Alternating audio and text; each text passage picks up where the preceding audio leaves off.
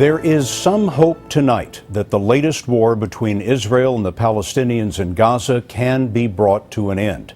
Egypt today is proposing a 12-hour ceasefire as a first step, followed by talks between the two sides in Cairo. The Palestinians continued to fire unguided rockets into Israel today, and the Israelis kept up their aerial assault on Gaza. In the past week, approximately 180 Palestinians have been killed, most of them civilians. No Israelis have died. Their missile defense system is intercepting many of the Palestinian rockets. Holly Williams is in Gaza City. The Israeli military says it's been targeting terrorists and their rocket launchers. But when we visited Al-Shifa hospital today, we found wounded civilians, one of them still in diapers. 2-year-old Hamdan and 4-year-old Hamada are brothers. They were injured early this morning when an airstrike hit their neighbour's house. Do you want a ceasefire?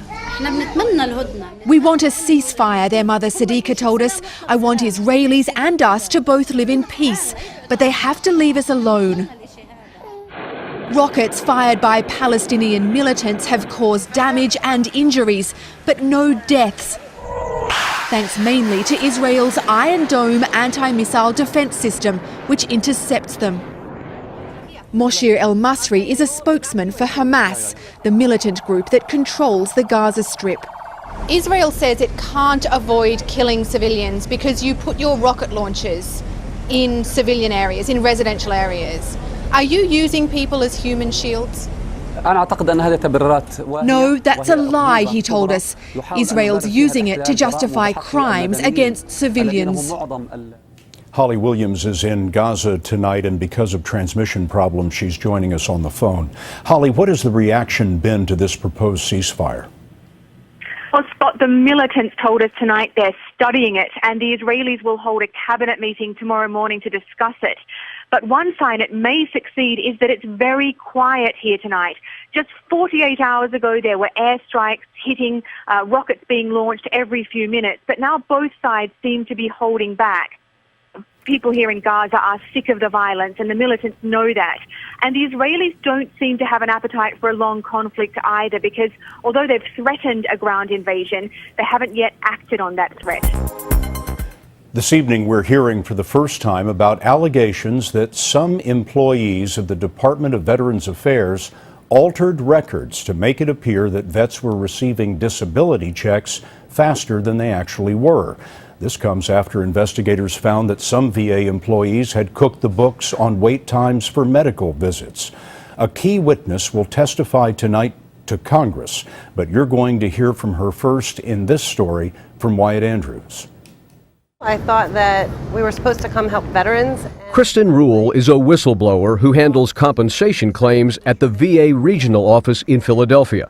In testimony to Congress, Rule says VA employees have been instructed to falsely change the date of when veterans first apply for disability benefits. The idea, she says, is to make the wait times look shorter. She says thousands of vets who may have waited years for a disability decision are reported in the system to have waited weeks. It didn't matter in our office how old the claim was. They didn't want any claims older than a certain date, so they would put a memo on the claims so that the claims looked new. Do we have any idea how many veterans this applies to? I can say for sure there's thousands that were done in my office.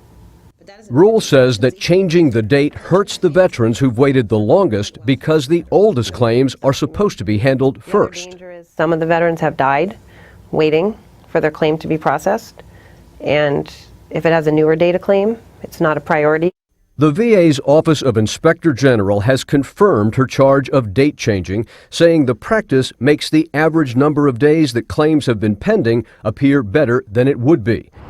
VA headquarters has begun an investigation to learn if disability wait times are falsely reported nationwide. In a statement, the VA promises veterans that all claims impacted by this will be identified and corrective action will be taken. Ruel's charge of fake wait times for disability sounds close to the now proven charge of fake wait times for health care. She says it's for the same reason, looking good to line up bonuses. Scott, her testimony comes as the VA is claiming great success reducing the disability backlog. We learned late today about more disturbing discoveries in the way that lethal germs are handled by some national labs. A new investigation says that common kitchen food storage bags were used to transfer hazardous microbes, and a high-security refrigerator was found with the key sitting in the lock. Dr. John LaPook broke news on this story all week last week and is now back with the latest. John? Scott, just 3 days ago, the CDC issued a report on its investigation into the recent incident where anthrax was mishandled, possibly exposing lab workers to the dangerous organism. Now, a separate report by the United States Department of Agriculture has new details about procedures at what is supposed to be a highly secure biosafety CDC lab. Among the problems cited in the USDA report, potentially dangerous materials were transferred using Ziploc bags that did not meet standards for holding dangerous pathogens. Anthrax was stored in unlocked refrigerators in an unrestricted hallway. At the time of the USDA inspection, containers of anthrax were missing and had to be tracked down. Disinfectant used to decontaminate vials and bags was expired. Asked about today's disclosure, the CDC said, "The report identifies some procedures which we've already alluded to as being unacceptable, and we're moving swiftly to correct." The findings were released as a congressional committee prepares for a hearing this Wednesday on this incident and others involving smallpox and bird flu that have shown lapses in how dangerous pathogens are handled at the CDC and other government labs. John, the report today said that Ziploc bags were used to carry dangerous materials, were the words that were used. What are we talking about here? We don't exactly know what that means, and it's so typical of the murky details that have come out in the last few days. The CDC told me just a few minutes ago that it was not aware about the details that were released in the report today. So presumably the dangerous materials meant anthrax, but again, with all the changing information, we're going to just have to wait and see. 2.5 years after it struck a reef off the Italian island of Giglio, the Costa Concordia was refloated today, and it wasn't easy. The luxury liner weighs more than 114,000 tons. Here's Mark Phillips. Almost imperceptibly, visible only when speeded up, the rusting hulk of the Costa Concordia began to stir. And this ship, on which 32 people died, seemed to come back to life, afloat again and towed just offshore. Yet the director of this massive operation, Nick Sloan, told me these things never go exactly as planned. The way we were going to do it and how everything was meant to be done is not what happened today. It isn't. No, How is it different? Well, we start doing things on the fly. The ship was refloated with the use of 30 steel flotation chambers attached along her broken hull. When air was pumped in, they acted like a child's water wings. It's taken $1.5 billion to get the Costa Concordia this far. The final bill will top $2 billion. And the Italians say it's all the fault of the ship's captain, Francesco Schettino, who's still on trial for manslaughter and abandoning his ship when he crashed it against Giglio's shoreline. The Costa Concordia is afloat again 2.5 years later, and with a lot of help. That brown line near the surface was underwater just a day ago. Now, though, comes the hard part, towing this wreck 200 miles across the open ocean toward Genoa. Once there, she'll be broken up for scrap, and Nick Sloan, having refloated a ship, will try to refloat his life. Time to go home, act like a father again, and drive the kids to school, walk the dog, mow the lawn. And not think about getting big shifts off the bottom of the sea. Not for a while, no. This chapter of the Costa Concordia tragedy is finally coming to an end. Mark Phillips, CBS News, Giglio, Italy. He has claimed, his attorney at least, has claimed that he lost hearing in one of his ears. Do you know what happened or how that happened? Did he ever share that with you? He did. This is, back when both of us were still working at the University of Alabama. He was working, delivering mail and things like that, and I was working as a building manager at the student union there. And so because of where we were in our jobs, we actually crossed paths a lot because he would deliver stuff to the student union. And I remember it wasn't long after it had happened and he had had surgery. The way it was explained to me was that a bottle rocket had somehow, gone off and shot into his ear and exploded in his ear. And he literally lost a very good portion of his hearing. The way he described it to me was that he pretty much just general hearing, he could not hear out of that ear anymore. After the surgery that they had to do to reconstruct, everything that was damaged from the incident, he lost a lot of it. Yeah. The reason I ask you that is because they're saying that he may not have heard the child because of that if he actually went back out to the car or if he got distracted in some way. Beachgoers came under attack in central Russia over the weekend when hailstones shot from the sky. Swimmers ran from the river and took cover as best they could. Children screamed as the hail pounded them, but no one was seriously hurt. The air temperature dropped 30 degrees in just a few minutes. Eric, this is quite a weather system. What's coming next? Scott, a lot of folks are just talking about how chilly it is here in the heart of summer, already making its presence felt across the upper Midwest. It's great leaf-peeping weather, except for the fact that it's only the middle of July, and this colder air moves farther southward tomorrow, as far south as Tennessee and Arkansas, and down to Oklahoma, and by Wednesday, well below average temperatures coming all the way down into the deep south and for much of the East Coast. Look at the high temperatures tomorrow, as warm as it gets, 60s in Minneapolis. We have the All-Star game. It'll feel like playoff baseball, only the 50s in Marquette, 60s in Detroit as well. So well below average temps. When they run up to the heat and humidity, you have the severe weather. A lot of severe storms, flash flooding already ongoing this evening. More tomorrow. The 95 corridor from New England right on down through New York, Baltimore, and into eastern North Carolina. An elevated flash flooding risk. Also some isolated tornadoes and damaging winds in any of those storms. We'll see more of the same on Wednesday. Now, on the tail end of all of this colder air, we look toward the Four Corners and the monsoon season. Very busy today, tomorrow, into Wednesday. We'll see more areas of flash flooding, some isolated severe storms here. Goes through Wednesday, then drier for late week. Scott, overall, this pattern starts to run out of gas as we head toward Friday. In fact, it may flip altogether as we head into next week. Today marks 3 months since the Islamic militant group Boko Haram kidnapped more than 200 girls from their school in northern Nigeria, a crime that has generated worldwide condemnation. Deborah Pada has the latest on what's being done to free the girls. The girls were last seen in this video hidden deep in the Zambeza forest of northern Nigeria. Now a veteran hostage negotiator hired by the Nigerian government told us the girls may have been split into at least 3 groups and taken out of the country. We can't tell you the negotiator's name as he is still meeting with Boko Haram militants, but he told us, imagine the worst, and it has happened. He believes many of the girls have been raped and some may be pregnant. Families of the missing schoolgirls have been waiting for 3 long months for any news of their daughters. Soon after the kidnapping, the girls were the focus of a global social media campaign, but the attention has faltered as the trail has gone cold. This weekend, a new video was released by Boko Haram mocking the Bring Back Our Girls campaign. The group's leader vowed to continue its terror attacks. According to several sources involved in the negotiations, a deal releasing the girls in exchange for jailed Boko Haram fighters has been close 3 times, but each time the deal fell apart at the last minute, with both sides blaming the others. A prisoner swap appears increasingly unlikely, the hostage negotiator told us, because there are fears it could encourage Boko Haram to kidnap more girls in the future. Instead, Scott, the Nigerian government is trying to cut off Boko Haram's finances in order to halt their terror campaign. A rocket has struck Libya's main international airport in the capital Tripoli, where fighting between rival armed groups have been raging since Sunday. The airport was shut down for 3 days on Sunday when deadly clashes erupted between the Zintan militias and rival groups. Civil aviation authorities said the closure may be extended.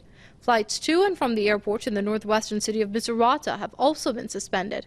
Meanwhile, the United Nations has pulled its staff out of Libya. The UN mission has said that the closure of airports and the deteriorating security in the key cities of Benghazi and Tripoli made it impossible to fulfill its work. Witnesses say a UN convoy has already left Tripoli for Tunisia. Japan has once again called for direct talks with China amid tense diplomatic relations between the 2 Asian powerhouses. Japanese Prime Minister Shinzo Abe called for face-to-face talks with Chinese President Xi Jinping during the Asia-Pacific Economic Cooperation Forum later this year. Abe referred to the huge trading and business ties between the two sides, saying Japan and China are inextricably linked despite a row over islands in the East China Sea and some historical grievances. Abe and Xi have not held a meeting since they both came to power more than 18 months ago.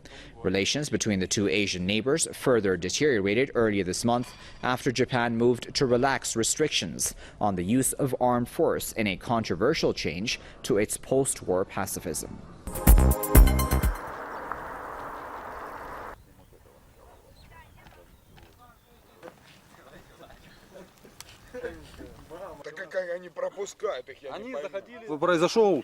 There was a big explosion and the right engine of the plane caught fire. Then 5 or 6 parachutes came out. The plane was very high, so I did not see if it was men or equipment underneath. With the wind blowing from the east above Lugansk, the parachutes disappeared beneath the trees. Then the plane started spinning and fell.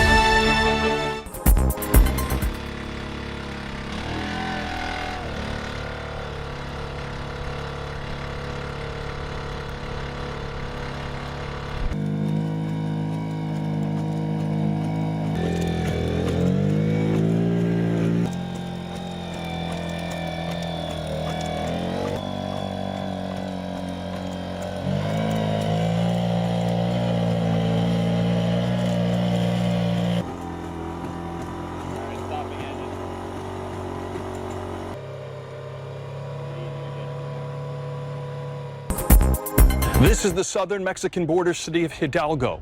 We've explained that for people who want to illegally cross into the United States, going from Guatemala to Mexico is relatively easy. But this is where the serious business starts as you walk down these dusty streets. The illegal immigration business is very open. As a matter of fact, look at this explicit sign. It says in Spanish, "Welcome to the Coyote Pass." Coyotes are the human smugglers. And this is where people come to find human smugglers to get to the United States border. There are people up there. When we looked at them, and when they saw we had cameras, many of them scattered. Passenger vans that snake through the border areas are all part of the equation.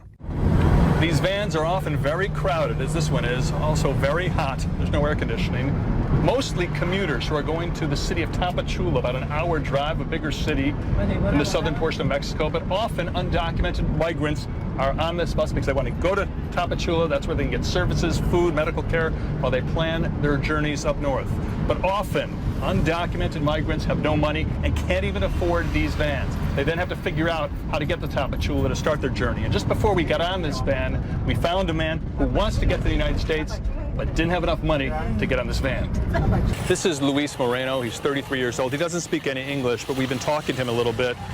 This is a man from Guatemala. He's here in Mexico right now. He wants to go to the United States, and as a matter of fact, he has been there.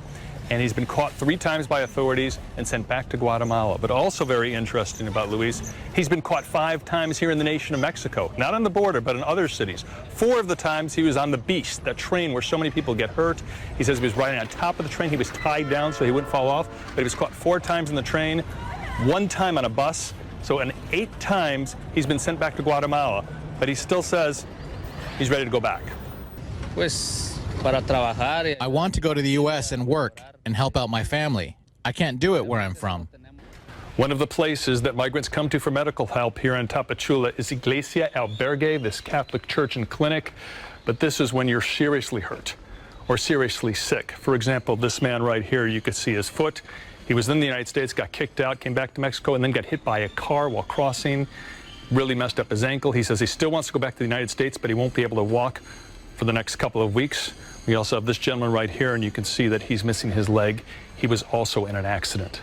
This baby was born here 6 days ago. And this woman right here, this is Malitza. ¿Cuántos años tienes? 20. She's 20 years old. She is the sister of the baby, and this is Malitza's daughter. Her mother's here too. Her mother gave birth to the baby. But they've come from Honduras. They hope to get to the United States someday. That's what Melissa just told me. But right now they're here for the medical care of the baby being born, also some food. and hoping to get some good shelter for the next few days before they continue. The journey to the United States is long and dangerous. Success is anything but assured. Nadine Gordimer was a white South African who wrote about the injustices endured by blacks under apartheid. Gordimer was an early supporter of Nelson Mandela, the prisoner who would later become president. 3 of her novels were banned in South Africa, but she had a worldwide following and won the Nobel Prize in Literature in 1991. Nadine Gordimer died yesterday in Johannesburg. She was 90.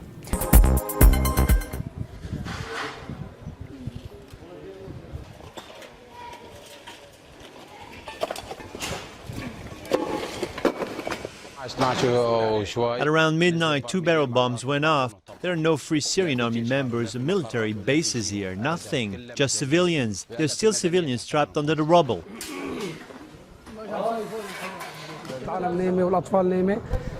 Everyone was sleeping. The children were asleep. And then, after the bombs went off, we all ran here. We found dead and injured, and all this destruction.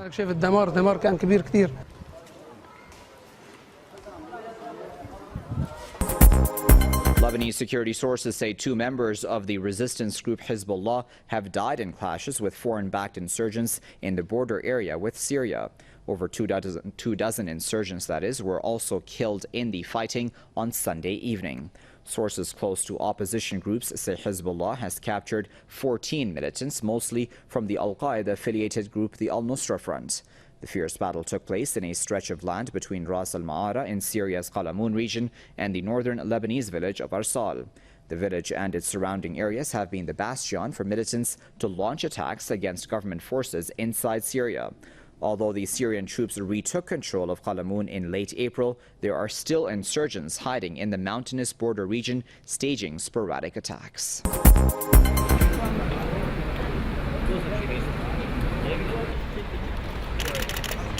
Morning, everybody.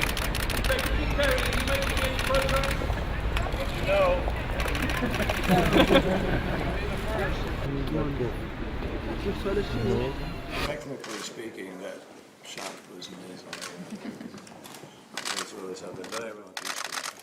Thank you. Appreciate it. Thank you, everyone. Good morning, everybody.